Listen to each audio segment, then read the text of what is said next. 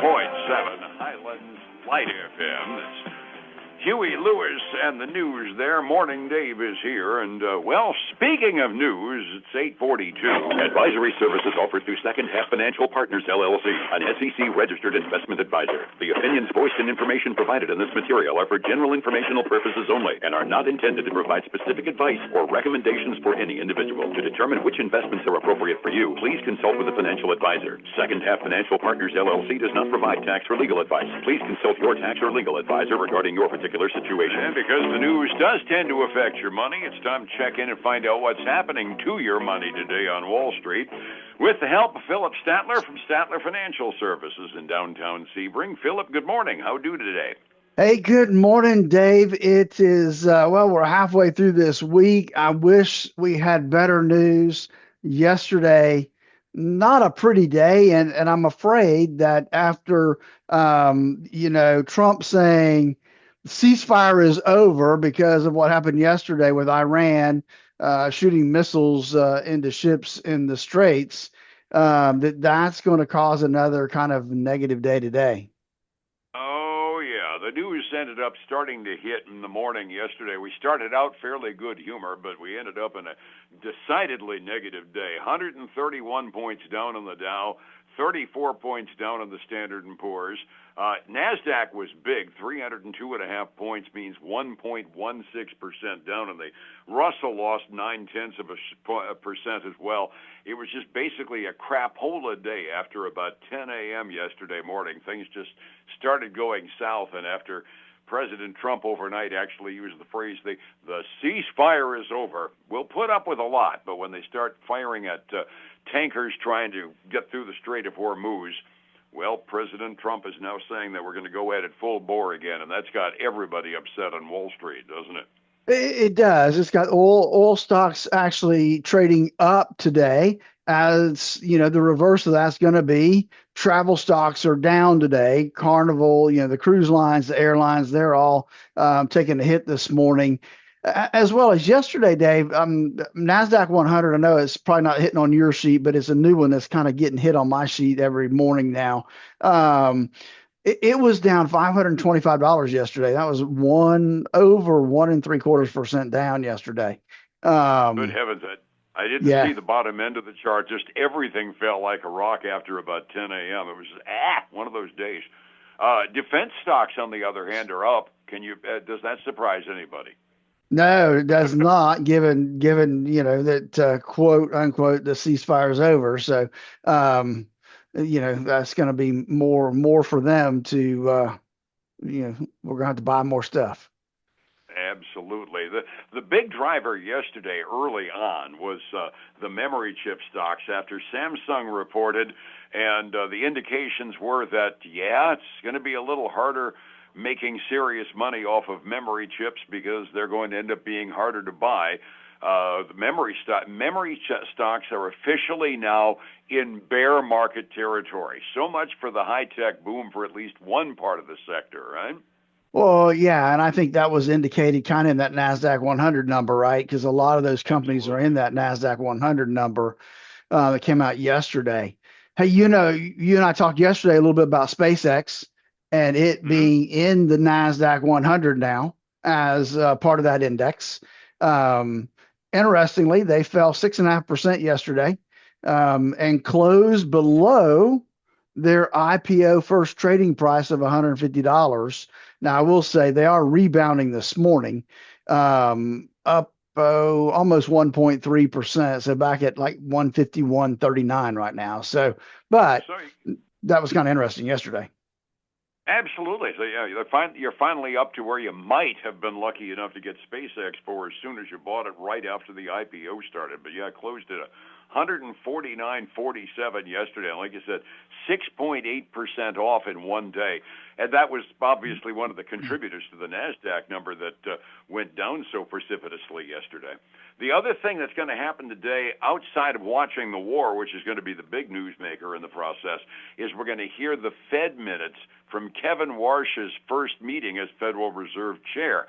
He'd said at the outset he wanted spirited discussion and wanted dissents, and that's going to kind of make those minutes coming out at 2 this afternoon might very well make it a download or bestseller, don't you think? Well, it'll be interesting to see how that first meeting went and how much pushback he got and what the conversation looked like. Yeah, it could be interesting. And we should make a correction because neither one of us were 100% sure yesterday. There is going to be a Federal Reserve Open Market Committee meeting this month. They skip August, not July. And we've got one scheduled for the last few days of this month on the 28th and 29th. And I'm thinking if I were Kevin Warsh, he's got to be saying, oh, goody, I've got war to contend with as well as what I want to do with interest rates. And this is not going to be a fun start for the new Federal Reserve Chair, is it? No, it's not. He's got a lot on his plate and a lot happening in the world as well.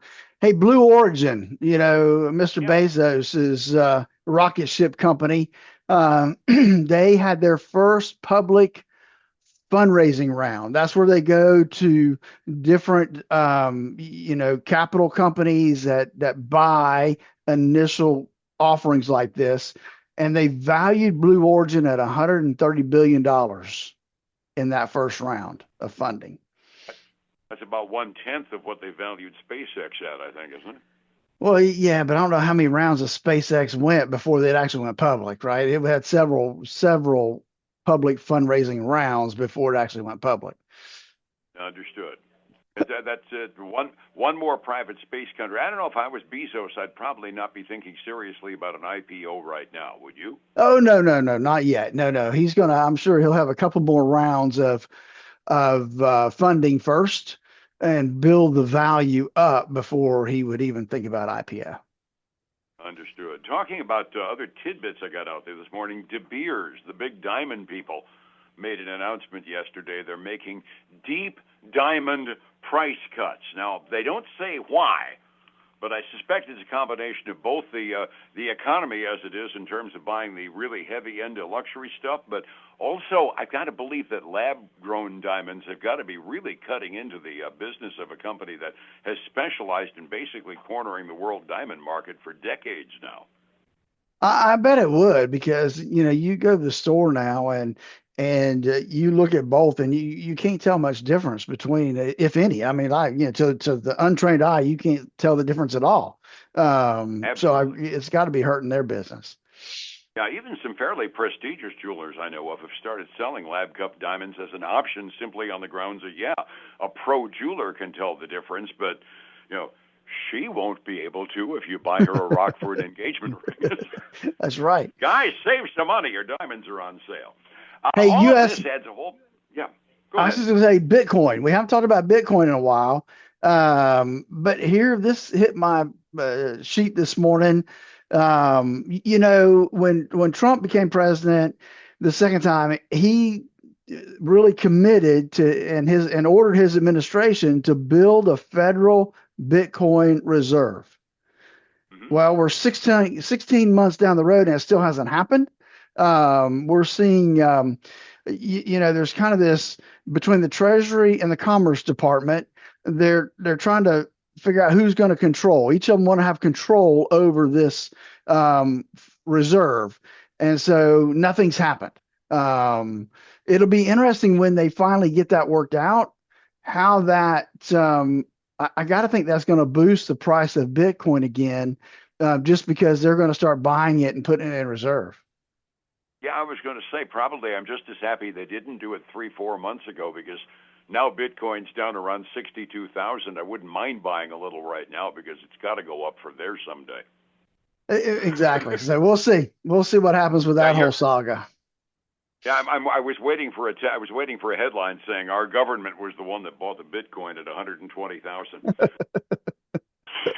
That's what happened. All of this talk about Bitcoin going down by the better part of 50%, war in the Middle East, weird things going on with even luxury goods like diamonds. There's a ton of risk that's out there. We wanted to talk a little bit about some financial advice for people in general. Let's talk risk. How do I manage my portfolio to be able to control risk, Philip? Absolutely, Dave. Here's what we want to do on Wednesdays. We want to talk about risk, and we're going to call it Risk-Wise Wednesday. And so I want to spend just a second here and walk through a scenario, right? How much risk do we really need? And so a lot of times people ask the question backwards. They ask, how much can I make? Instead of asking, how much do I need to make? Two different outcomes when you look at it that way. Let's kind of go through a case study that I put together. David's 62. He retired. He's sitting on $800,000, spending about $40,000 a year. Do the math. That's about 5% withdrawal rate. But David's a little anxious. He keeps watching CNBC, sits in front of the TV, watches Fox Business, all that type of stuff, sees people talking about doubling their money. And so, where's his portfolio? He's got it all in growth stocks. And so days like today and this week, we got a lot of ups and downs, and that's affecting his sleep. And so when you run the numbers with a modest 4% return and having a well-diversified portfolio between, dividend-paying stocks, growth stocks, bonds, his $40,000 a year can last indefinitely on that 800,000, even if the market tanks. He doesn't need that volatility. So it's about having the right amount of risk in your portfolio. It's not shooting for a trophy, right? It's having enough risk in there to hit your number, but not enough to hit somebody else's number that they think they really need. So look, if folks need or don't understand what the risk is in their portfolio, I'd love to have an opportunity to sit down with them and really talk about how they can make changes to their portfolio to sleep better at night, Dave. Okay. And you I know can help. We'll give them the phone number in a second. First, let's reset the table here. Yesterday, it was an off day after what looked like it might be a strong start. Everything was off. 45 minutes before we opened this morning, what are we looking at? It's going to be off, Dave. We've got the Dow down $454. That's a little over 0.8%. S&P 500 is down a little over 0.5%. The NASDAQ 100 down 0.7, and the Russell 2000 down a little over 0.5%. The other side of the coin's not much better, Dave. We got silver down almost 3.5%, below 60 again at $59.23. Gold's down 1.5%, $4,094. And crude oil is going the opposite direction, up 4% right now to $73.20 a barrel. Nothing's looking good. No better on the other side of the ponds at the moment. The Asian Rim had a really, really bad close. One of the mainland Chinese indexes was down by almost 1.9%. Japanese markets down by 2%. Gosh, can't imagine why. Price of oil's going up. Ditto over in Europe. The average European index is down by well over a full percent halfway through their trading day as well, because what happens to our New York crude happens in spades to Brent crude, and that's the price they work off of. So nobody's happy anywhere in the world, which kind of accents that risk element you were talking about. Philip, how do I find you in order to get the risk out of my portfolio? They can give us a call at 863-382-0037. Or they can catch us at statlerfinancial.com is another place they can go check us out. And then check out the 6 a.m. and noon, Sunday 10 a.m. on Highlands News Talk 7:30 a.m. and 95.3 FM. There, got it down. And at newstalk730am.com. You have a great day, my friend. I'll see you tomorrow, all right? All right, buddy. Take care. Thank you, my friend. It's 105.7 Light FM and Statler Financial Services, Philip Statler. And folks, again, I want to thank you for joining us today. I hope your day goes well halfway through the week. Join us again tomorrow. Bye now.